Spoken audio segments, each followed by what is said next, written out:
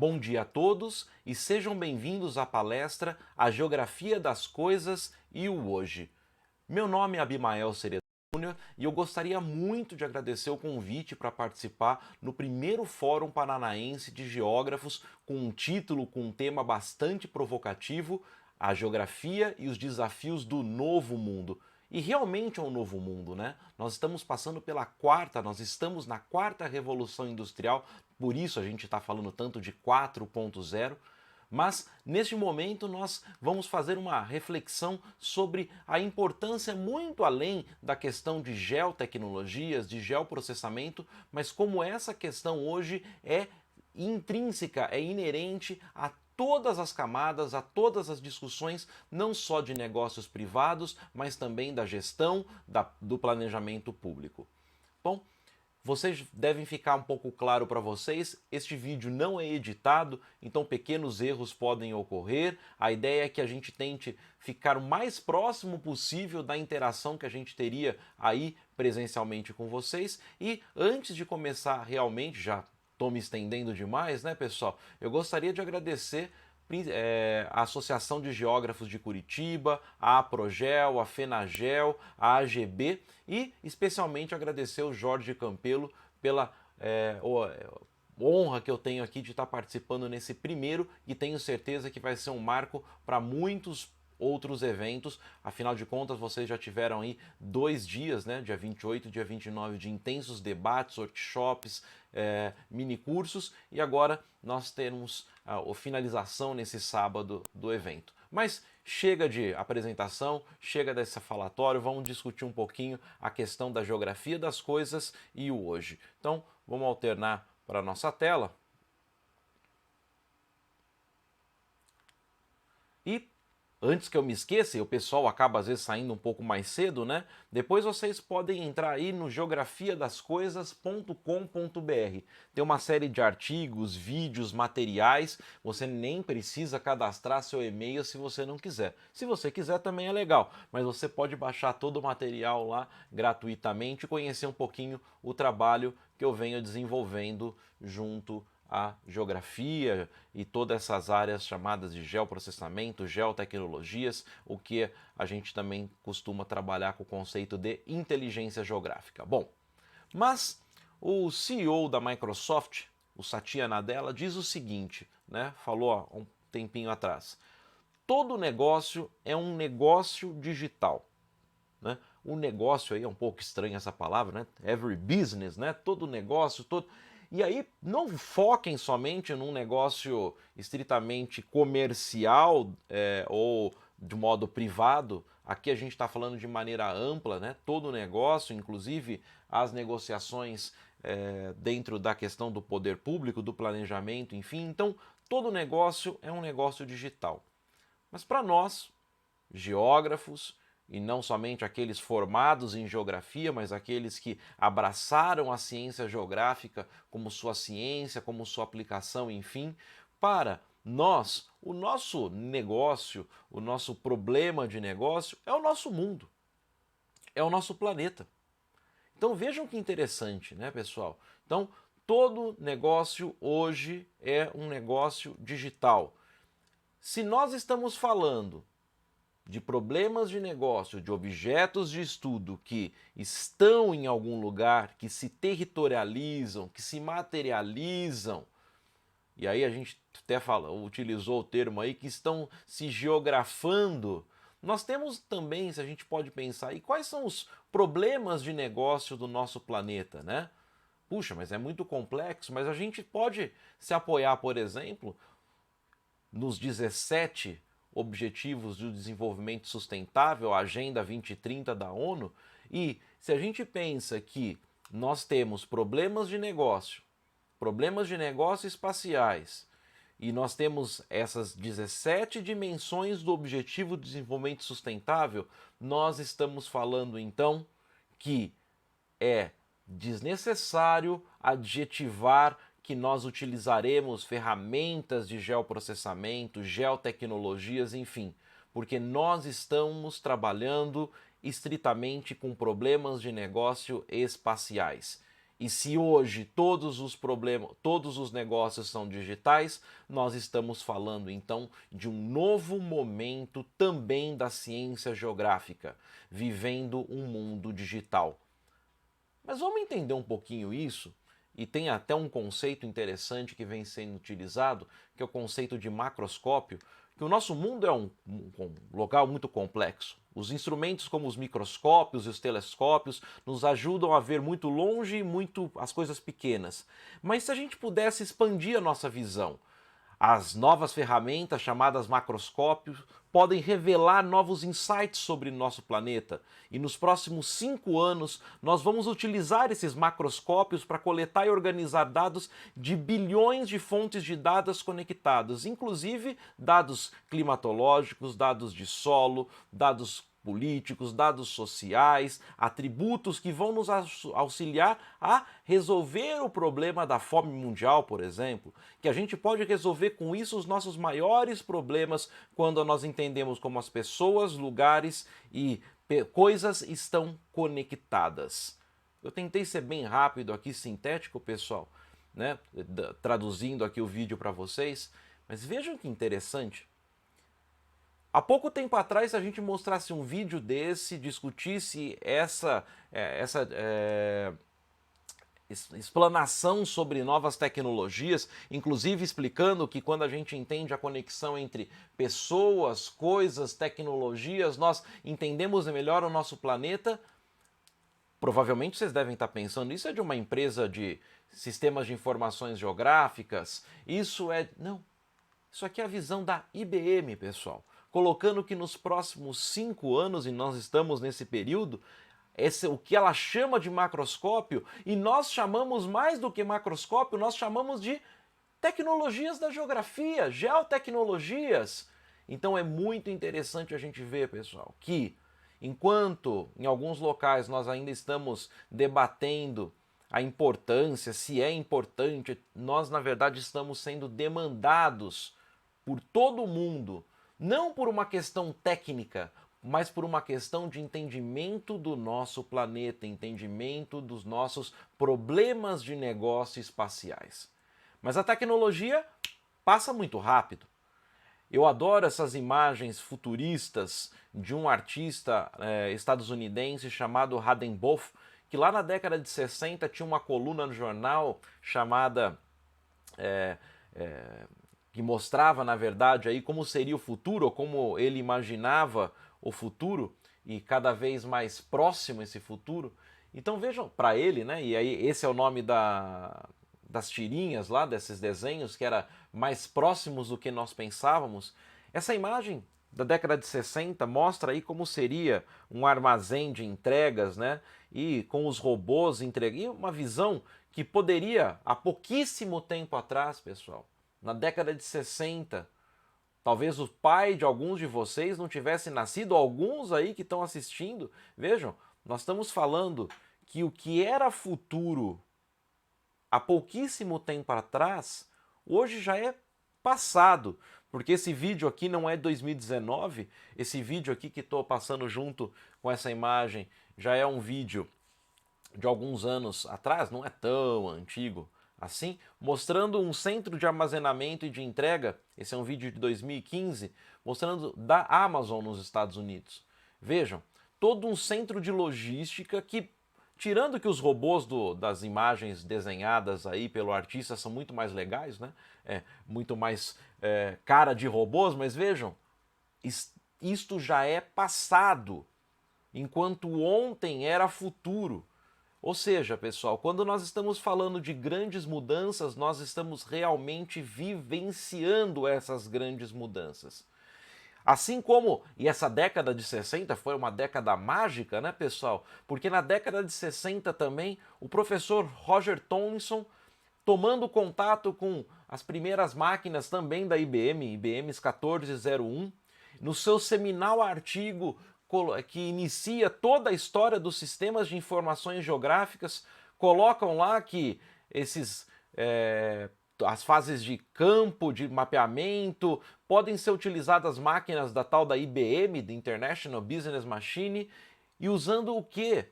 para que a gente possa armazenar, compilar, transformar isso em dados, em mapas, trabalhar dados estatísticos, produzir. Vejam que incrível. E coloca na década de 60 que esses estudos, essas pesquisas preliminares indicam a possibilidade real dos usos dos computadores nessa área. Hoje não há mais discussão. Nós hoje alcançamos justamente o patamar que essas tecnologias estão intrinsecamente ligadas a problemas de negócio do nosso dia a dia. Então, mesmo que alguns ainda tenham medo da mudança, o medo da transformação, né? É bem a cara isso aqui do pessoal, às vezes eu ouço o pessoal de licenciatura, os professores, como que eu desligo os celulares dos meus alunos? Na verdade eu trago isso como um recurso didático, mas essa imagem aqui é mais uma provocação mostrando justamente o que às vezes a mudança nos assusta. Temos algumas imagens aqui, eu não sei qual é a faixa etária do pessoal que está participando, mas vejam que interessante aí, pessoal. Isso aqui que está no centro é um Palm 5X, que é um pré-smartphone, né? E eu apareci com um desse aqui em 2002, 2003, lá no curso de Geografia da Unesp Rio Claro. O pessoal quase quis me matar, dizendo que isso não era nem... Como? Isso não serve para nada, isso é muito caro. Aí, vejam, e olha que eu parcelei em mais de 12 vezes no Submarino com a minha bolsa da FAPESP. Mas vejam que a gente, na época, poderia ligar aqui um cabinho ligando nesse Garmin E-Trex, o amarelinho, que talvez vocês nem conheçam mais, porque hoje a gente tem nos nossos smartphones um poder muito maior que isso. E temos aquela imagem ali em cima mostrando o pessoal num campo há pouquíssimo tempo atrás. São geógrafos, inclusive, ali, levando notebooks para o campo, levando dispositivos de realidade aumentada já para campo na década de 90, 2000, mas vejam o tamanho do trambolho dos materiais que eles estão carregando. Então vejam que a mudança, ao mesmo tempo que elas nos assustam, no nosso dia a dia é tão normal a gente utilizar um smartphone hoje, né, pessoal? E nada mais é do que a integração do que tudo que está nessa tela e muito mais. Ou quando a gente falava de drones, e eu tive a oportunidade de começar a trabalhar, antes a gente nem chamava de drones ainda, nem Vant direito, nem em português, eram UAVs. Lá atrás, lá em 2002, 2003, na GX Tecnologia em São Carlos, e hoje nós temos a possibilidade, por exemplo, de drones educacionais, em que os alunos, em que a molecada pode programar, ela pode entender conceitos de localização, ela pode entender conceitos de triangulação, ela pode entender conceitos geográficos, matemáticos, enfim, pode desenvolver habilidades de programação. Vejam, há menos de 20 anos, falar, por exemplo, de drones, de UAVs, era algo de outro mundo. Hoje está literalmente e educacionalmente na mão das crianças. Por isso, o que nós estamos propondo, discutindo e falando aqui, mais do que agora é a hora das tecnologias, agora... Não, nós estamos falando da mudança de cultura. Nós estamos falando de um momento em que as geotecnologias... E aí existem inúmeros conceitos quanto a geotecnologias, mas aqui a gente está fazendo um recorte quanto... Recorte não, né? Uma categorização, colocando aí GNSS e posicionamento, GIS, análise espacial, observação da Terra, que vai desde do campo, vai até de um smartphone, de dados locais até imagens orbitais, enfim, e os processos de negócio. E tudo isso hoje, essas geotecnologias, como a gente categoriza, como a gente conhece, pessoal, passando por inúmeras transformações. A transformação para a visão de apps, ou seja, eu tenho agora sistemas individuais ou pequenos pedaços de grandes sistemas de informações geográficas que eu posso utilizar. Eu tenho a realidade aumentada, eu tenho a realidade mixada, eu tenho a integração das realidades, eu tenho a realidade virtual, que já é promessa há mais de 20, 30 anos, para quem acompanha principalmente o mercado de videogames sabe disso. Mas hoje nós temos reais possibilidades com essa utilização, novos modelos de negócio Antes você, para trabalhar com um sistema de informações ou com informações geográficas ou com uma imagem de satélite, você precisava de um ofício, por exemplo, para uma prefeitura, para você ter acesso aos mapas. E citando aí o caso que recentemente a gente levou, inclusive, para dar uma palestra, o pessoal do GeoSampa.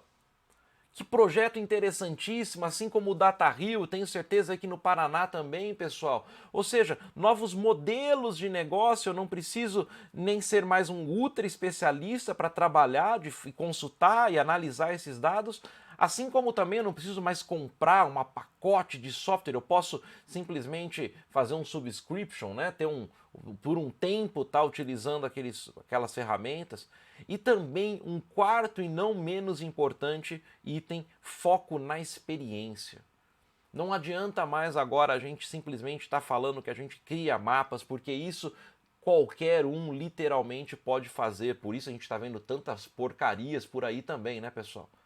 Mas o que a gente tem então que colocar em mente, ainda mais aí no último dia do evento, e a ideia é justamente ser provocativa e pensar um pouquinho fora da caixa, é para que continuar falando de geoprocessamento?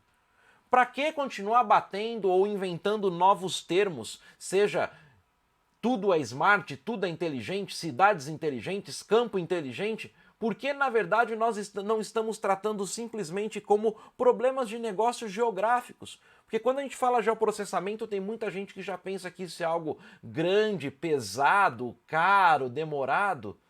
Nós temos que pensar em 4 dimensões aí, em processos de negócio, em território, em geoinformação para alcançar a inteligência.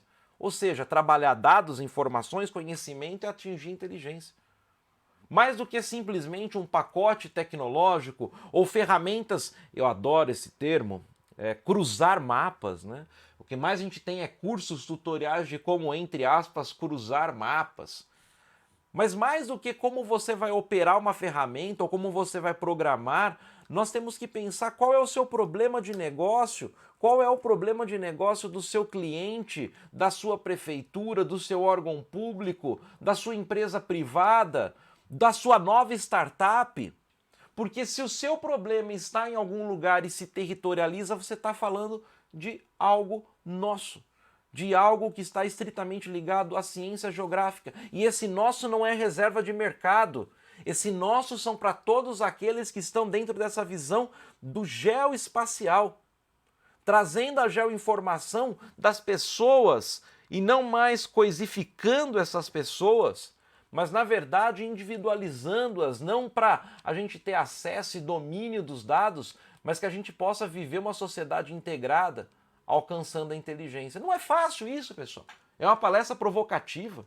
A gente não tem respostas para tudo aqui, mas o que a gente sabe, de fato, é que hoje, no contemporâneo, eu não sei amanhã, eu não sei daqui 6 meses, e se talvez a gente não tenha mais nuvem, não tenha mais internet, eu não sei, mas hoje, no contemporâneo, onde eu posso fazer uma palestra para vocês, à distância, onde a gente pode criar novas conexões, sem estar presente diretamente aí com vocês.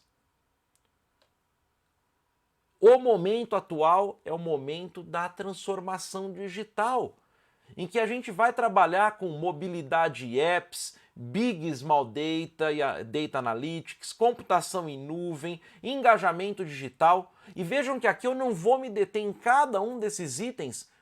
Primeiro porque quando a palestra é online fica um pouco mais distante, as pessoas vão cansando um pouco mais, mas também é para vocês levarem vocês a procurarem mais material. Inclusive, começa pelo meu próprio canal aí que vocês estão vendo esse vídeo, mas a partir dali uma série de links materiais para que a gente possa compreender que a ciência geográfica ela não pode trabalhar isolada de todo esse contexto em que o nosso mundo hoje é 4.0, é digital.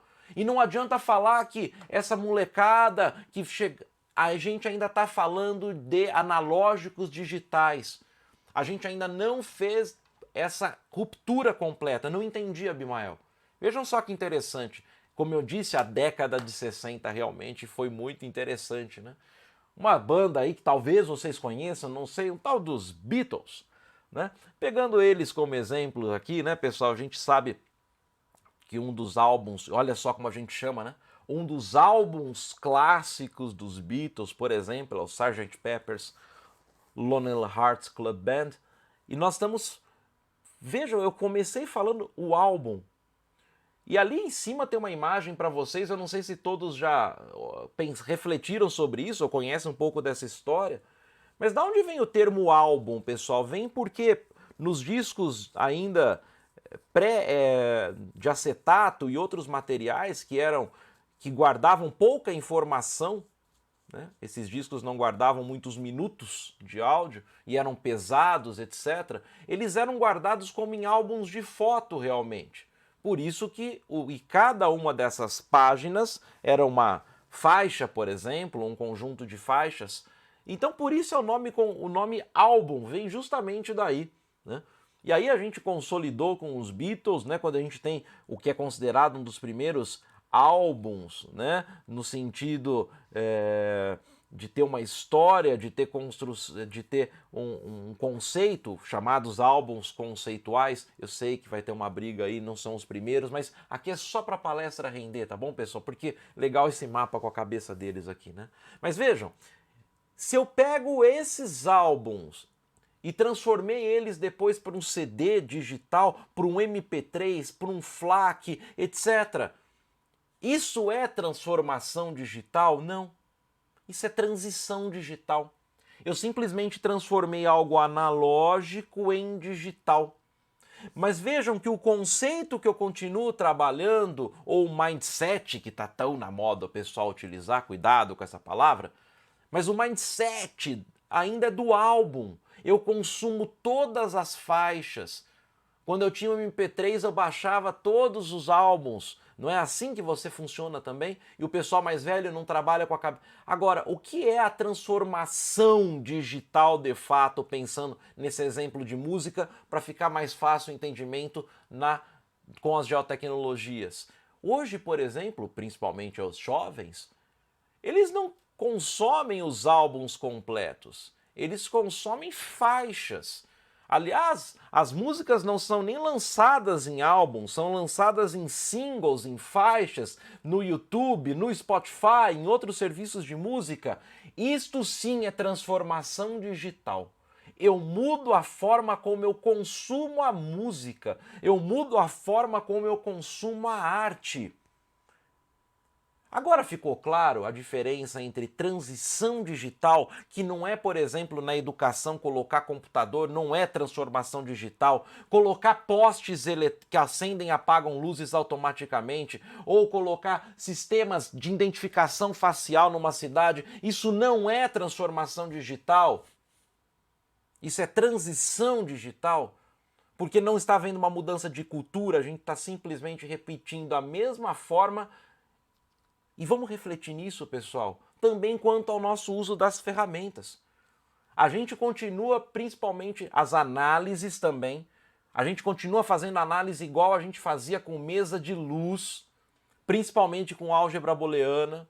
A gente continua construindo os nossos mapas digitais da mesma maneira, com norte, escala, legenda, etc, etc. Quando a gente tem que pensar do lado esquerdo do mapa, vocês estão vendo um mapa construído real, uma superfície real em Minecraft, por exemplo.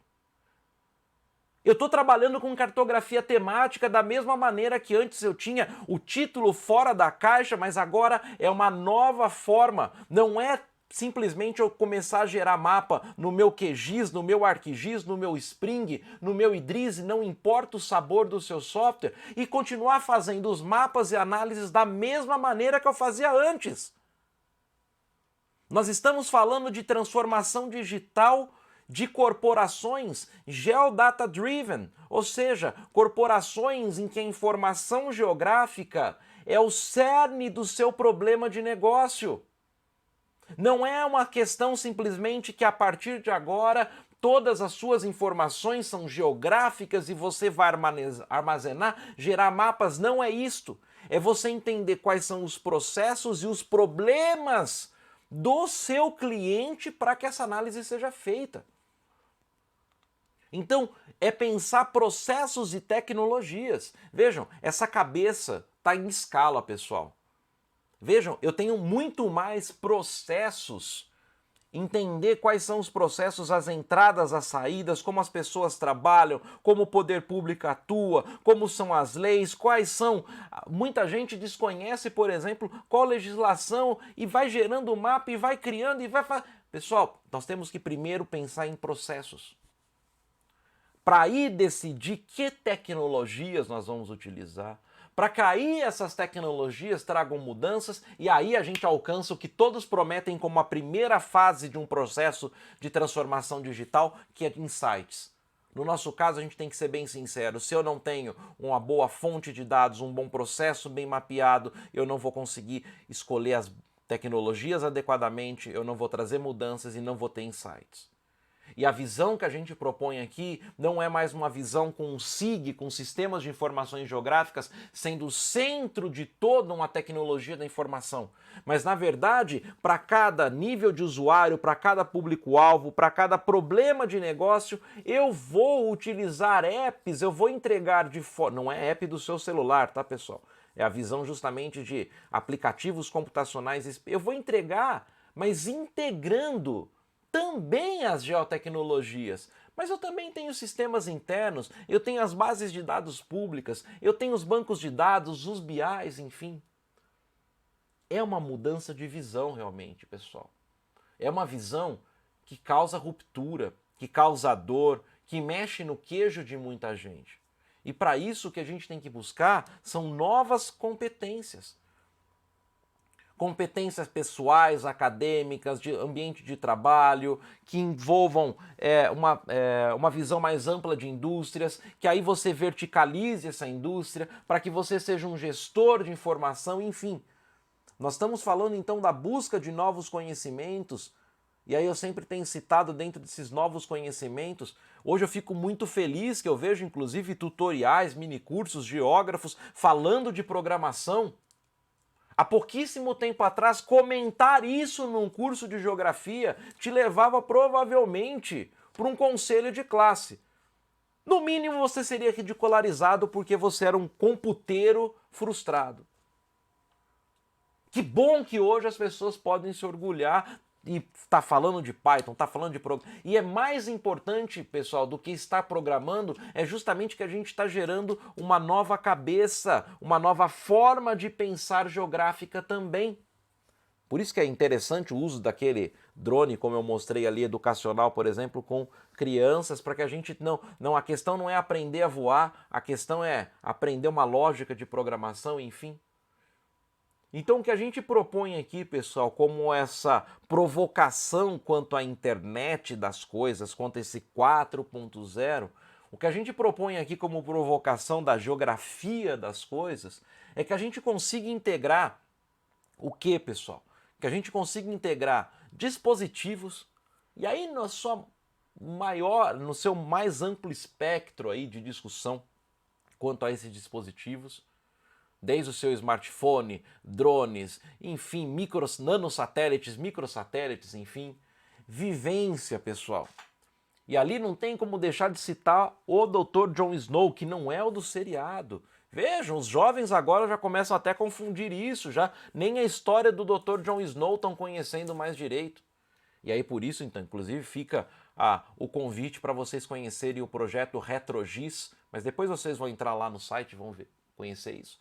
Mas lá com o case de Londres, da cólera, na década de meados de 1853, enfim, se a gente não tem a vivência, não tem o conhecimento de campo, e aí, inclusive dos trabalhos de campos, a gente não conhece, a gente na verdade não vai conseguir integrar dispositivos, ferramentas, etc, pessoal. Ou seja, eu tenho que ter a formação sólida também, por isso é importante o desenvolvimento de competências não somente técnicas, mas o desenvolvimento de competências de gestão, o desenvolvimento de competências de manejo não só técnico, mas também da gestão de pessoas.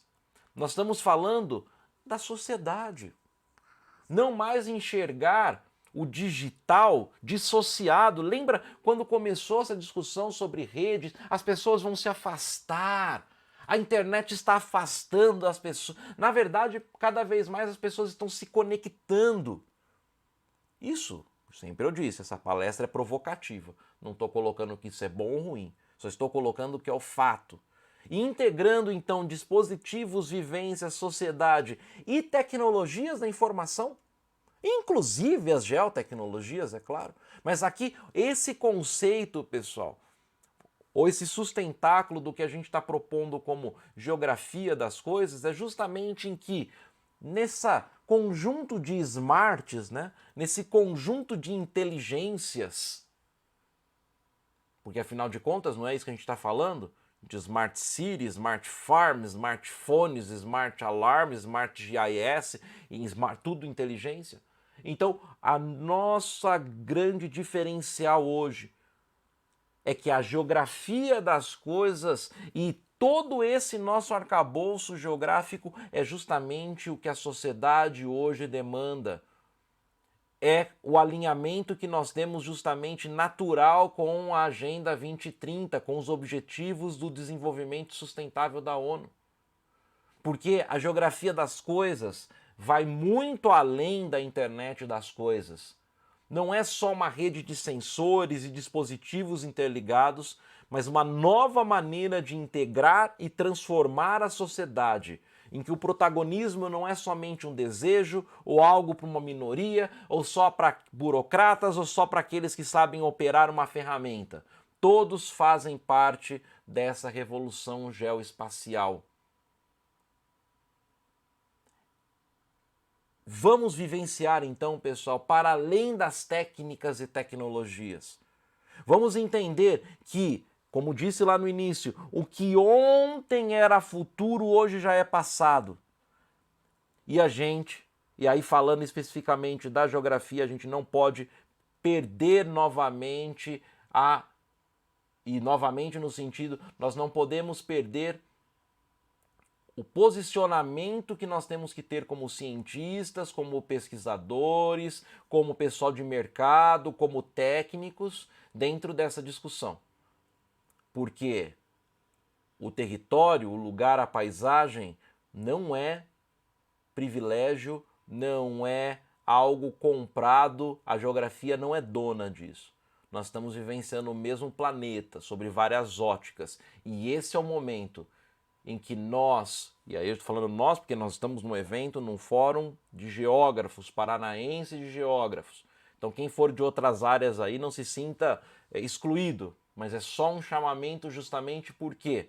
Porque este é o momento que nós estamos sendo chamados pela sociedade para atuar. É o hoje que nós estamos sendo chamados.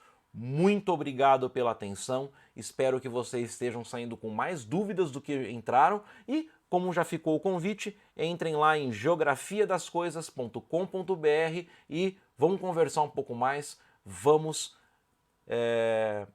aproximar melhor e vamos ouvir críticas, sugestões, porque o que a gente não pode, pessoal, é criar guetos, criar separações. O que a gente agora tem que fazer é nos unirmos em prol da mudança real da sociedade.